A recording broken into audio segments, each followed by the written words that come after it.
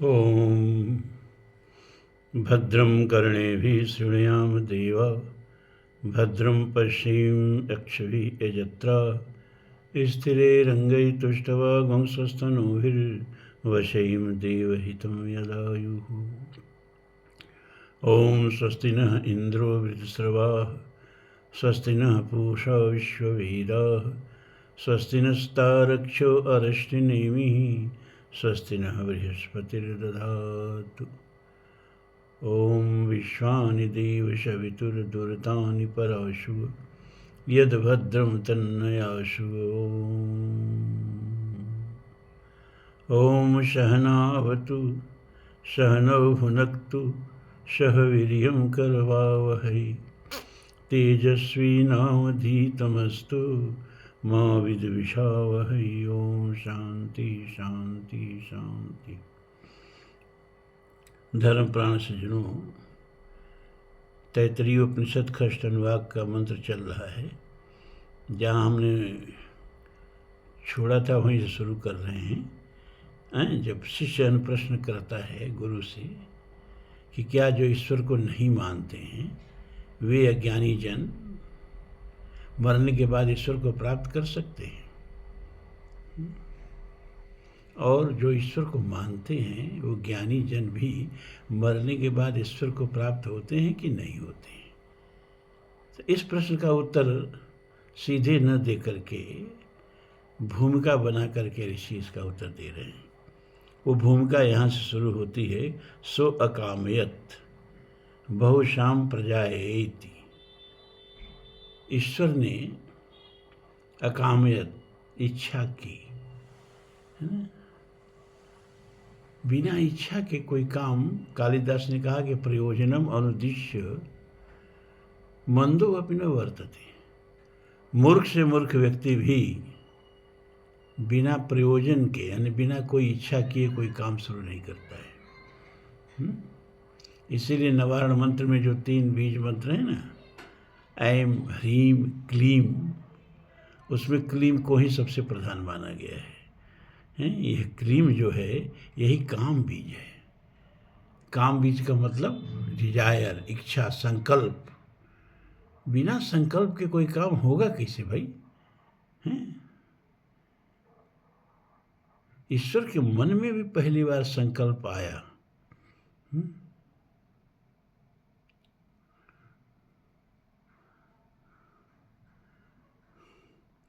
अब गीता में भगवान कहते हैं, ये सर्वारंभा काम संकल्प वर्जिता। जिसका सब काम बिना संकल्प के और बिना कामना के होता है। और यहाँ ईश्वर का भी बिना कामना के काम शुरू नहीं होता है। ये वेद ही कह रहा है, सो अकामयत, परमात्मा ने कामना की। अयस सर्वारंभा काम संकल्प विवर्जिता।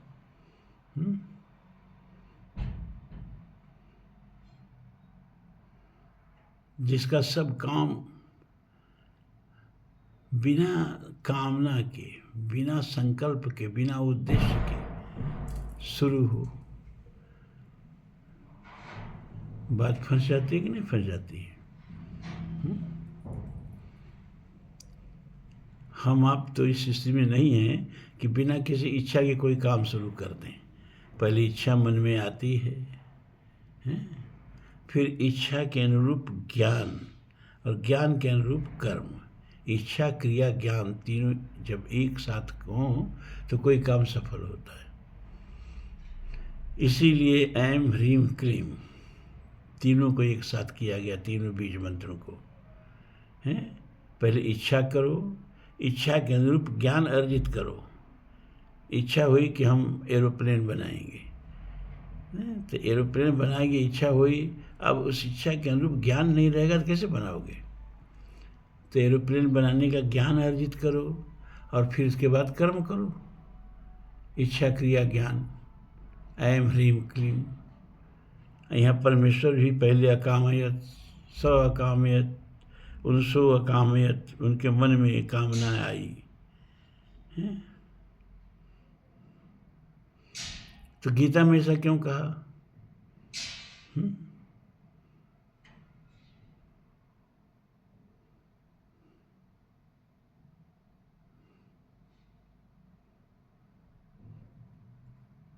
गीता में जो बात कही जा रही है ये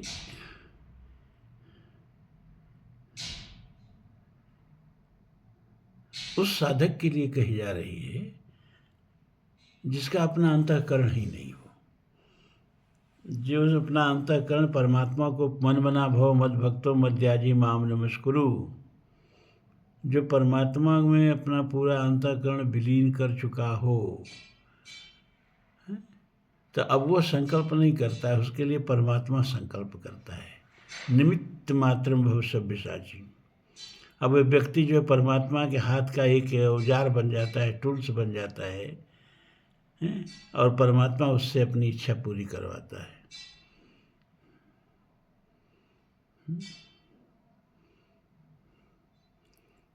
तो परमात्मा की इच्छा के लिए मना नहीं किया गया है, आपको इच्छा के लिए सिर्फ मना किया गया है कि जब तक आपका अंतःकरण होगा तो इच्छा आपकी इच्छा होगी, और जब आपका मन परमात्मा को समर्पित हो गया, आपकी बुद्धि परमात्मा को समर्पित हो गई, धियो यो नः प्रचोदयात्, हमने अपनी बुद्धि परमात्मा को सौंप दी, अब प्रभु इससे आप मार्ग दिखाइए, इसीलिए चलिए। तब जो भी इच्छा जगेगी वो परमात्मा की इच्छा होगी, हमारी इच्छा नहीं होगी। इस ऊंचाई पर जाके गीता वो बात कह रही है। तो आप कहेंगे परमात्मा के मन में, भैया परमात्मा के मन में तो वो सबका मन है ना, है? अपना मन का परमात्मा के मन से तुलना मत करो, अपना मन परमात्मा में विलीन कर दो, फिर आपकी इच्छा नहीं रह जाएगी। मानस में कितना सुंदर एक प्रकरण आता है। देखो, व्यक्ति के निर्माण में दो मार्ग हैं, सृजन और विसर्जन। प्रायः लोग सृजनात्मक रास्ता पर ही चलते हैं, पढ़ के लिख के तरह तरह के योग्यताएँ अर्जित करके, तरह तरह के उपाधियों को अर्जित करके, सम्मान अर्जित करके अपने व्यक्तित्व का सृजन करते हैं। विसर्जन के मार्ग पर कोई चलता नहीं है। लेकिन मानस में एक पात्र हैं जो सृजन के नहीं विसर्जन के मार्ग पर चल रहे हैं। कौन पात्र हैं वो? भरत जी जब प्रभु को मनाने जा रहे हैं तो भरत का प्रेम देख करके तो सारे देवता व्याकुल हो गए। अरे बाप रे बाप, यह प्रेम का समुद्र, क्या इसमें परमात्मा बिना डूबे रह पाएंगे? क्या इस प्रेम के समुद्र से उबर पाएंगे? सब दौड़े दौड़े इंद्र के साथ बृहस्पति के यहाँ गए। प्रभु कुछ कीजिए, बनी बात बिगड़न चहत, पनल बनाई काम बिगड़ने जा रहा है। अच्छा, प्रभु जी पूछ रहे हैं इंद्र बृहस्पति से कि अगर भरत जी प्रभु श्री राम को लौटने के लिए कहेंगे तो प्रभु श्री राम लौट चलेंगे कि नहीं लौट चलेंगे? बृहस्पति ने कहा, बिना किसी प्रकार का ननुनच किए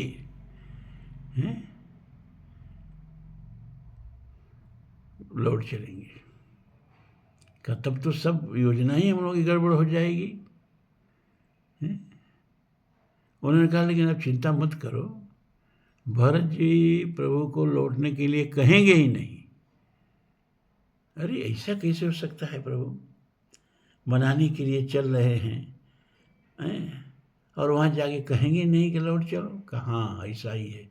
ऐसा क्यों है? इसलिए है कि भरत के अंतःकरण में भरत है ये नहीं है। भरत हृदय सिय राम निवासु।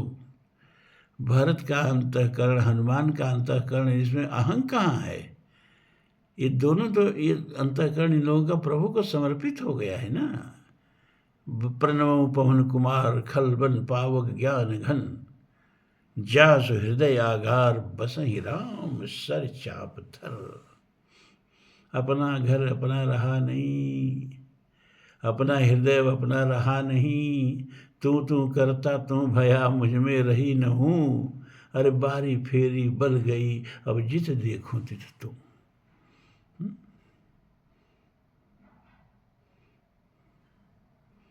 एक बार दादू और कबीर, कभी कभी संत मिलेंगे तो संतों मिलेंगे तो संसार की बात थोड़े होगी। सत्संग की ही बात होगी ना। तो दोनों मिले और दोनों में साधना की सत्संग की बात होने लगी। तो दादू ने कहा कबीर से कि कबीर कोई नई साखी बनी हो सुनाओ। कबीर ने कहा हाँ एक बनी है देखो। कि क्या है कि तन भी तेरा मन भी तेरा तेरा पिंड प्राण है मन नहीं। तन कबीर ने सुनाया कि तन भी तेरा मन भी तेरा सब कुछ है तेरा और तेरा तुझको सौंपता क्या लागे मेरा।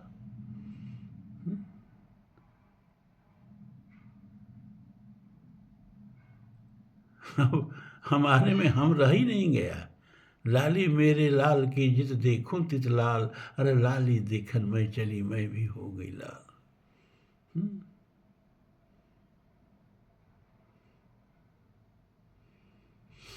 दादू ने कहा कि सब कुछ भगवान को दे दिया, कुछ रखा नहीं अपने पास। कहा नहीं अरे भगवान से क्या बचा के रखना, सब उनका है, सब ले जाएं। अब आप कुछ सुनाओ। दादू ने कहा हमने तो भी लिखा है एक, लेकिन हम तो भैया सब कुछ देने के पक्ष में नहीं है उनको, कुछ तो बचा लिया। कहा क्या बचा लिया, भगवान से क्या बचाना है, क्या बचा के रखे। तो दादू ने सुनाया कि तन भी तेरा मन भी तेरा तेरा पिंड प्राण। तन भी तेरा मन भी तेरा तेरा पिंड प्राण। अरे सब कुछ तेरा तू है मेरा, ये दादू का ज्ञान है। सब कुछ तेरा लेकिन तुमको नहीं दूंगा, तुम हमारे हो, बकिया सब कुछ तुम्हारा है। तो गीता में इस ऊंचाई पर जाके भगवान बोल रहे हैं क्या कि जिसका अंतःकरण पूरी तरह भगवान में बोध समानी समुद्र वाली स्थिति हो गई है। और परमात्मा इच्छा नहीं करेगा तो संसार चलेगा कैसे। परमात्मा से हमको अपनी तुलना नहीं करनी है ना। है सबरत को नहीं दोष गोसाई रवि पावक सुरसर की नाई।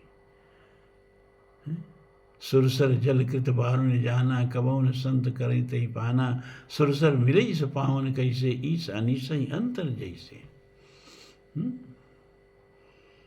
तो स अकामयत परमात्मा ने इच्छा की। अब दूसरा प्रश्न फिर यहाँ खड़ा हो जाता है कि भाई कोई भी कामना अपूर्णता के कोख से पैदा होती है, लेकिन जहाँ अपूर्णता है ही नहीं, जो पूर्णमदः पूर्णमिदं पूर्णात् पूर्णमुदच्यते पूर्णस्य पूर्णमादाय पूर्णमेवावशिष्यते, वहाँ पूर्णता है, अपूर्णता है ही नहीं, तो इच्छा कैसे पैदा हो गई। जब भाष्य लिखा जाता है ना मंत्र पर, तो ये सब प्रश्न उठाए जाते हैं, फिर इसका उत्तर दिया जाता है। तो इस तरह का प्रश्न शंकराचार्य ने भी और बड़े बड़े विद्वानों ने भी उठाया कि वहाँ तो अपूर्णता है ही नहीं, तो फिर कामयत क्यों कामना पैदा हो गई है? तो बताया कि देखो भैया, इसका उत्तर मिला ऋग्वेद के 129वां सूक्त नासदी सूक्त के चौथे मंत्र में। कामस तदग्रे संवर्तताधि, यही बात जो यहाँ कह रहा है वही बात वहाँ। परमात्मा के मन में सबसे पहले क्या आया, काम तद अग्रे, सबसे पहले काम पैदा हुआ। काम माने डिजायर, इच्छा। कामस तदग्रे संवर्तताधि मनसो रेतः प्रथमम यदासीत। वह कामना क्यों पैदा हुई, कैसे पैदा हुई, का जो परमात्मा का जो अखंड मन है, मतलब सबका मन परमात्मा का मन है? सबकी बुद्धि परमात्मा की बुद्धि है, इसीलिए किसी की बुद्धि में क्या उपज रहा है वो जानता है, किसके मन में क्या उपज रहा है वो जानता है? तो जो विश्वव्यापी अखंड मन परमात्मा में सबका था, उसमें जो लोगों की अधूरी इच्छाएं कुल बुला रही थी, उन जीवों की अधूरी इच्छाओं को फिर से रूप देने के लिए उनको पूरा करने के लिए परमात्मा के अंदर यह महत इच्छा पैदा हुई। अब ये कहम न रोचैते, एक से काम नहीं चल रहा है, बहुत श्याम प्रजाए एति, चलो बहुत हो जाते हैं। एक चीज़ और है, हम लोग मोक्ष के लिए छटपटाते रहते हैं और परमात्मा जो है वो परिवार के लिए छटपटाता रहता है। वो तो मोक्ष में था ही, वो तो मुक्त था ही, उसके अलावा कोई नहीं था। ना सदासीनो तो सदासी तदानीम नासीद रजो न व्योमा परो यत कुमा किमावरीव कुहकस सर्वनम्ब किमासीद गहनम गभीरम न मृत्युरासीद अमृतम न तरही न रात्रा अहन आसीत प्रकेत आनीदवा तम सधया तदैकम तस्मादानन्य परः किंचनास। न सदासीनो सदासी तदानीम, तदानी माने उस समय, सृष्टि के पूर्व न तो सत था न असत था। असत कहते हैं अमूर्त प्रकृति को, सत कहते हैं मूर्त प्रकृति को। यहाँ असत माने झूठ मत समझना। तो न अमूर्त कुछ था न मूर्त कुछ था।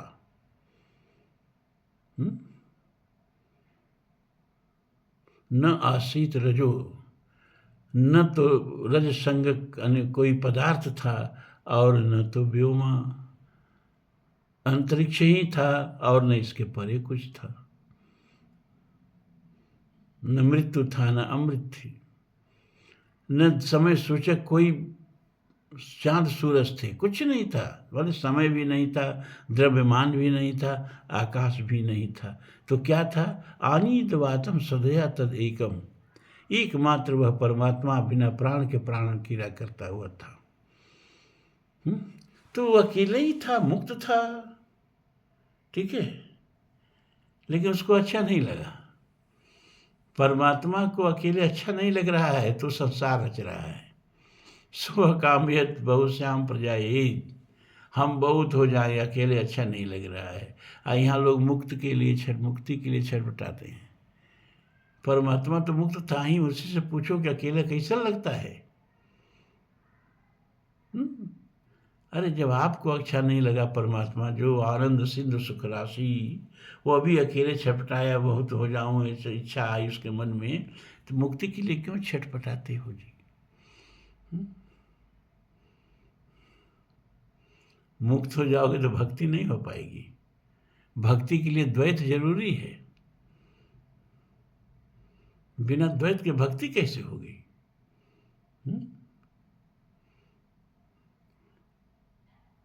सब इसीलिए कहा कि सगुनोपासक मोक्ष न लेही, तिनकहु राम भगत निज देही।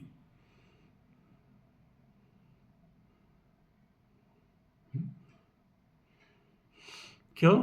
क्योंकि बिना द्वैत की भक्ति नहीं होगी। सेवक से विभाव बिन भव न तरई उर्गारी।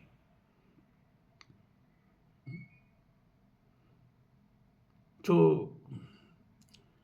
परमात्मा एक से अनेक हो गया। अब एक दृष्टि अपने आप विकसित करो कि कुछ नहीं था, परमात्मा ही था और वही अनेक हो गया।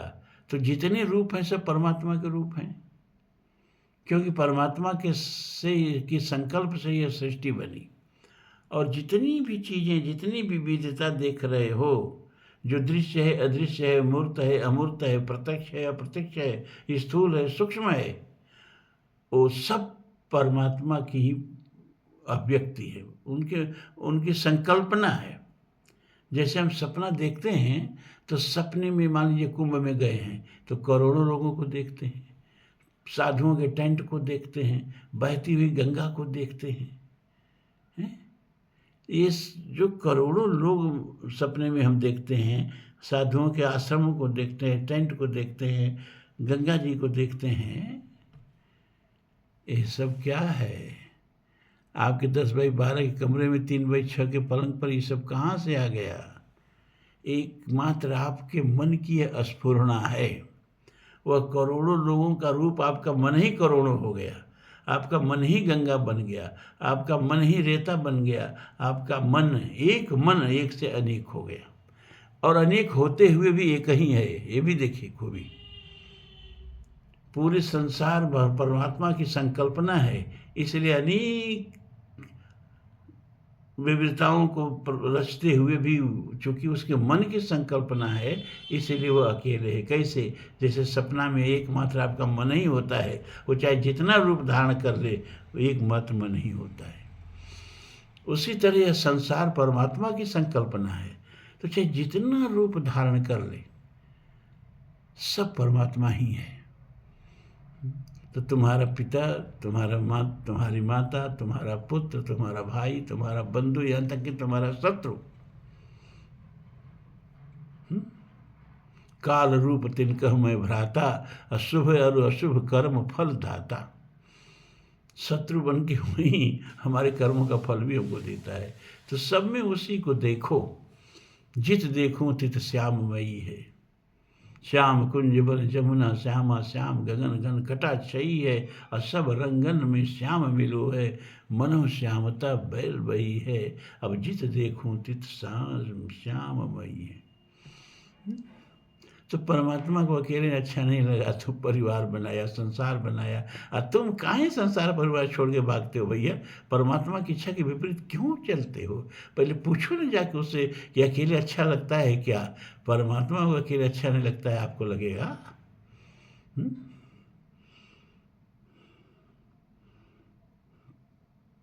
सुअकाम्यत बहुश्याम प्रजायित स तपो अतप्यत। तब परमात्मा ने तप किया। तप बल रचई प्रपंच विधाता, तप बल विष्णु सकल जगत्राता, तप आधार सब सृष्ट भवानी। तप बल शंभु करहि संहारा, तप बल शेष धरई मही भारा, अब बिनु तप तेज की कर विस्तारा। तप आधार सब सृष्ट भवानी। कोई भी काम बिना तप के नहीं होता है। आप सब लोगों की गृहस्थी आपके तप का परिणाम है। जिसने जैसा तप किया है उसकी वैसी गृहस्थी है। तप का मतलब एक अंगूठा पर खड़ा होके, एक पैर पर खड़ा होके, जैसे सब कुछ ठरसरी बन के घूमे करते हैं, पैर फूल जाता है, मवाद फट रहा है और घूम रहे हैं ठरसरी बन के, और आप जाकर के उस पैरों को चूमते हो। उससे ज़्यादा पापी तो आप लोग हो। वो तो पापी है, ये है। परमात्मा ने उसको पाँव दिया, किस लिए दिया? कि खड़ा रह के उसको पकड़ डालो, है कि चरण राम तीरथ चल जाए। चरण का उपयोग है ना भैया। ये सारा शरीर का अंग जो है, इसका अपना उद्देश्य है, प्रयोजन है। ये सब मनुष्य को इस भवसागर से तारने के लिए है, मारने के लिए नहीं है।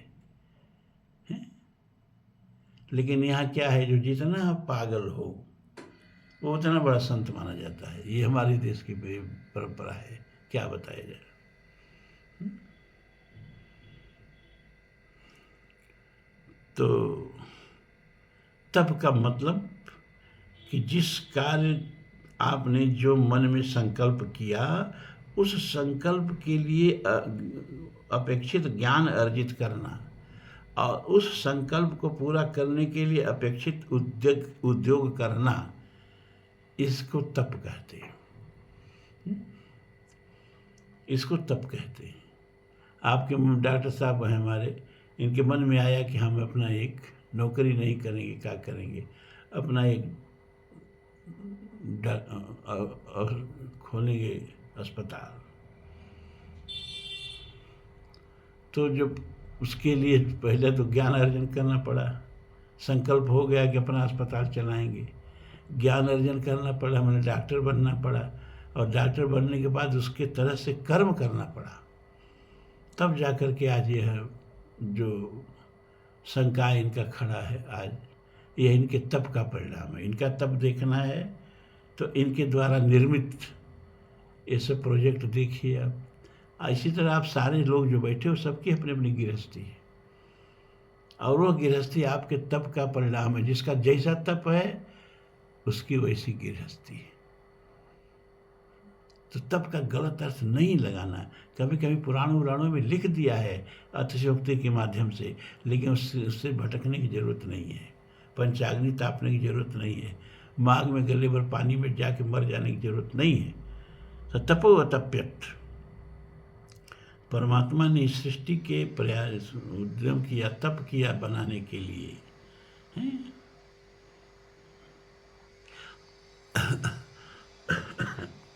स तपस्तप्त्वा इदम सर्वम सृजत यदिदम किंच।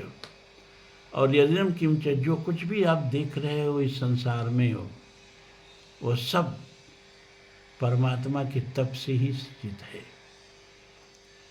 परमात्मा के उद्यम का, परमात्मा के प्रयास का परिणाम है। यदिदम किंच, जो कुछ भी है, तत्सृष्ट्वा देव तदेवानुप्राविशत,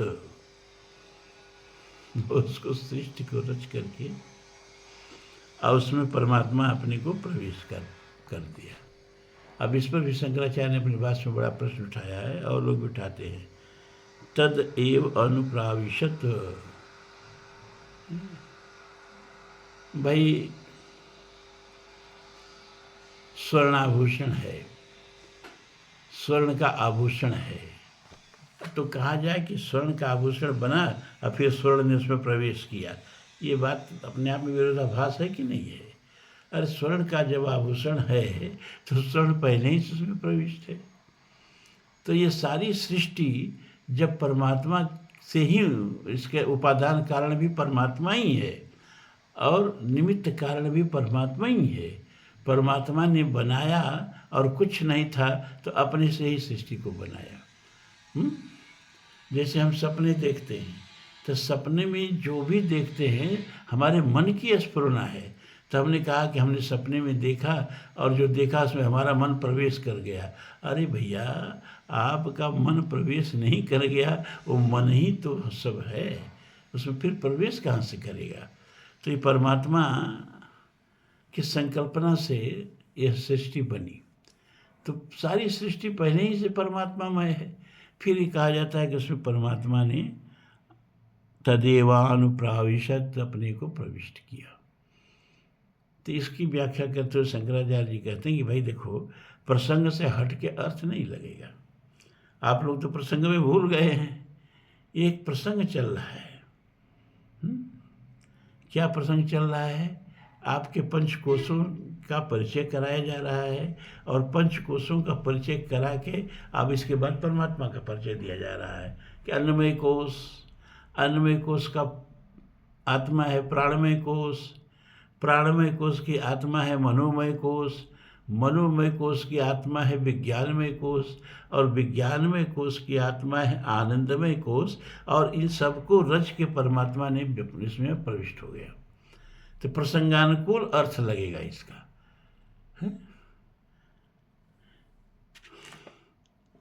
तदनु प्रविश्य सच तच अभवत। अब इसमें परमात्मा प्रविष्ट होकर के सत्य भी बन गया, तच्च भी बन गया। सत्य माने सत्य, तच्च माने झूठ। निरुक्तम चा निरुक्तम च, वही निर्वचनीय बन गया और वही अनिर्वचनीय बन गया। निरुक्तम माने जिसका वर्णन किया जा सके, जो शब्द का विषय हो, जो शब्दों में व्यंजित किया जा सके। और अनिरुक्तम च मतलब क्या कि जो वाणी का विषय ही न हो।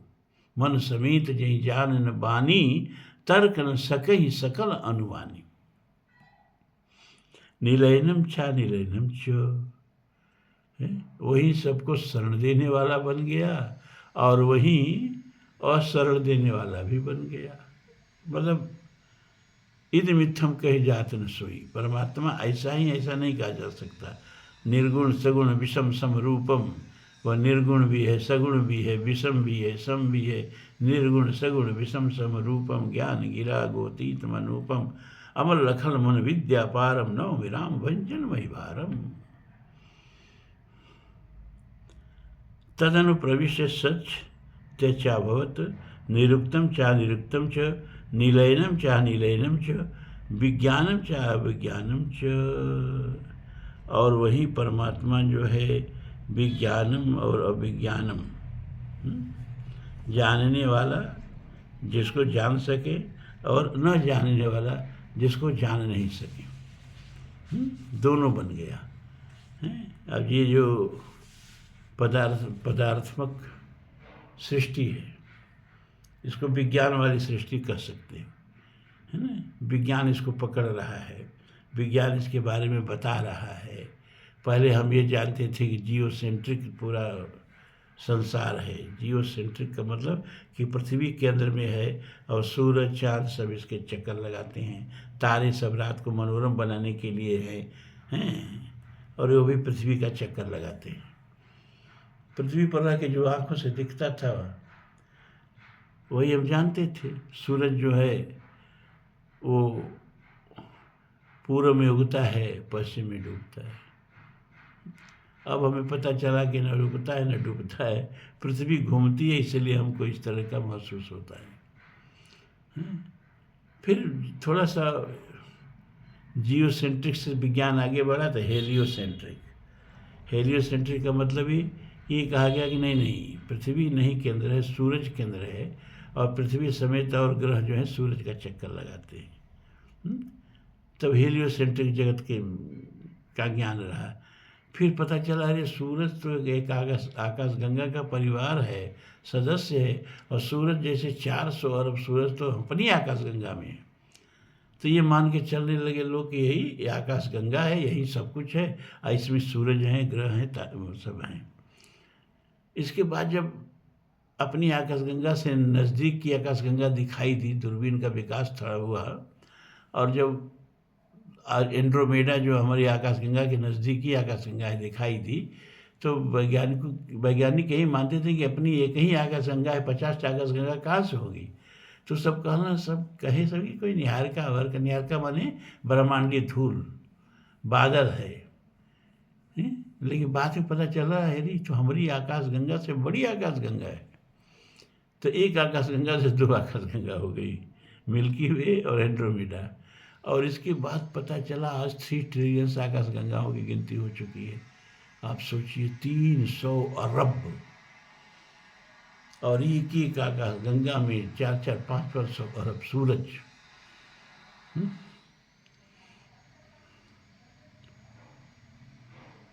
और ये जो अस्तित्व का केवल 5% है, ये विज्ञानम है। इसको विज्ञान माने जिसको हम जान सकें। और बकिया जो है 95%, उसमें 28% जो है वो डार्क मैटर है, और बकिया जो है 63% जो भी बचता हो वो क्या है, 67% बचा, वो क्या है, वो डार्क एनर्जी है, जो अविज्ञान है, जो विज्ञान के पकड़ में नहीं आने वाला है। लेकिन हमारे ऋषि जानते थे कि जितना ये सृष्टि है उतना ही नहीं है, वो जो नहीं दिखाई दे रहा है वह भी है। पादो अस्य विश्वा भूतानि त्रिपादस्यामृतम द्वि। अपने अमृत स्वरूप में 3 पाद में परमात्मा अदृश्य है, अव्यक्त है। ये जो सृष्टि है ये तो परमात्मा के चरणों में धूल की तरह व्यक्त है। विज्ञान भी आज वही बात कह रहा है। तो विज्ञानम च अविज्ञानम च,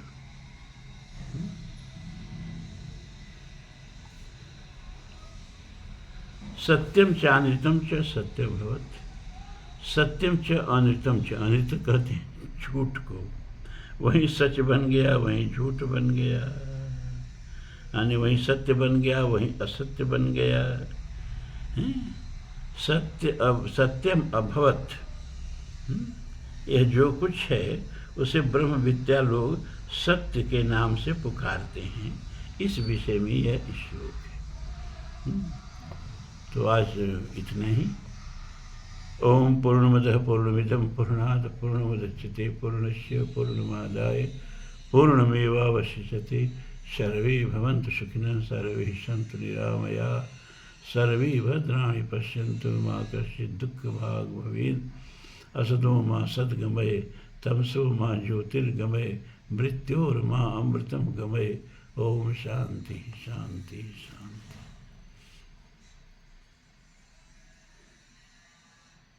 ये मंत्र का व्याख्या करते समय मेरे मन में एक प्रकार की प्रसन्नता फूट रही थी, आह्लाद। क्या, अरे दादा, सतयुग में इसको सुनने वाले नहीं मिलते थे, और घोर कल युग में और ऐसे 10-20 लोग मिल गए हैं जो इस तरह की बातें, हम जानते हैं कि कितना आप पकड़ पाए हैं, हमको खूब पता है। यही हम सामने रहते आपके ना, तो इसका 50% ज़्यादा समझ में आता है। अब फोटो देख करके आप कितना समझते होंगे, मन में कोई प्रश्न आया, आप कुछ भी नहीं सकते हैं। इसके बावजूद ज्ञान की वो भूख है, कितनी कठिन विषय सुनने के लिए आप पधार देते हैं, है ना। यह क्या कहें, है ना, श्रोता वक्ता ज्ञान निधि, कथा राम के गुण। और दोनों का सौभाग्य है। आप लोग नहीं होते तो ये सब मेरे पेट में मेरे साथ चला जाता। पूरा हिंदुस्तान घुमाया हूँ मैं, आप समझना, 40 वर्ष लगातार प्रवचन, और कोई ऐसा शहर नहीं है जी भारत का जहाँ मेरा प्रवचन न हुआ हो। लेकिन ये सब नहीं, कहीं किसी मंच पर नहीं कहे, कहीं दूसरे दिन श्रोता गायब। एक तो कलकत्ता में एक कथा का आया, महाराज जी कथा कहनी है रामायण की 9 दिन की, तो वहाँ घूम घूम के कथा करता ही था। उनका ठीक है भैया चलो। क्या गुरु जी ऐसा करेंगे कि एक दिन राम जी का विवाह कराएंगे? हम कहा हाँ ठीक है। एक दिन भरत जी का विवाह कराइएगा, एक दिन लक्ष्मण जी का विवाह कराइएगा, एक दिन शत्रुघ्न जी का। तो हमका 4 दिन विवाह में लग जाएगा, तब कथा कब होगी? कहा तो ब्याह में तो सब चढ़ावा आता है, मेन मकसद चढ़ावा का है गुरु जी, तभी तो आपको भी कुछ दिया जाएगा। तो इस तरह से कथा आयोजक ये चाहते हैं। ये कथा नहीं है, ये तो ब्रह्म विद्या है। और घोर कलकाल में और सामने बैठ के हम कहते हैं ना, तो इसका ज़्यादा समझ में आता है। लेकिन वीडियो के माध्यम से और रोज आकर के बैठ जाना, ये प्रभु की आप लोगों पर कृपा है। ये मामूली उपलब्धि नहीं हो जाएगी जिस दिन सारे उपनिषद आप सुन लेंगे। कम से कम एक स्मृति तो, इतना तो ज्ञान हो ही जाएगा कि उपनिषदों में क्या कहा गया है। घबराइए मत। फिर वेद की भी जितना हृदय है, हृदय भाग सुप्त बढ़िया बढ़िया, वो भी सुनाएंगे, तो आप जान जाओगे कि वेदों में कहा क्या गया है। फिर पातंजल, इस तरह से आप ज्ञान की भूख बनाए रखिए। मेरे पास परोसने की कमी नहीं है। आज इतना ही।